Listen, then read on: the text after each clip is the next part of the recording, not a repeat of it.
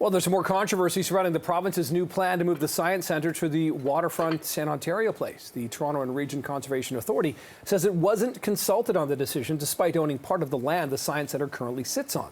The TRCA says it was left out of conversations with the city and province. The Ford government has promised to build affordable housing on the land the Science Centre currently sits on. But the TRCA says there are also ravines, green space, and sensitive habitats considered hazardous to develop on. Meantime, Ontario NDP leader Marit Stiles is asking the provincial government to be more transparent about the redevelopment plan. This after a report that the Austrian spa, TRCA, is developing a spa on the site and could have a lease lasting nearly a century. Now they're alarmed that this government is committing to a backroom 95-year lease with absolutely no details. Government side, come to order. Failed to show Ontarians what value this deal has for the people of this province. They've failed to produce the contracts. They've failed to provide the business case. Speaker, Ontarians deserve to know, and I'm going to go back to the Premier again, when will this government come clean about this backroom deal? To respond, Minister of Infrastructure.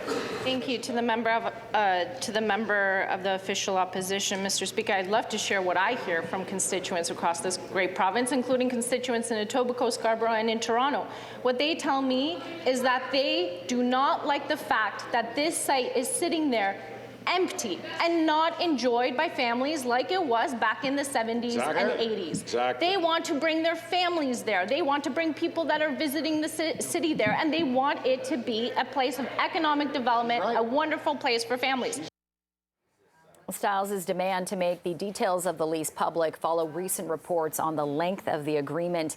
In a statement to CTV News Toronto, Infrastructure Minister Kinga Surma's office didn't confirm the length of the contract, citing the need to, quote, protect the integrity of future negotiations. And that will likely come up today as Premier Doug Ford makes himself available to the media at an announcement this morning. It's taking place in Etobicoke, where Doug Ford will answer questions from reporters. He'll be appearing alongside Solicitor General Michael Kersner, but at this point there's no word on the specifics of this announcement. Ford, though, will likely face questions again related to Ontario Place and also the latest comments yesterday from Deputy Prime Minister Chrystia Freeland that Toronto should approach the province to help fill its budget shortfall.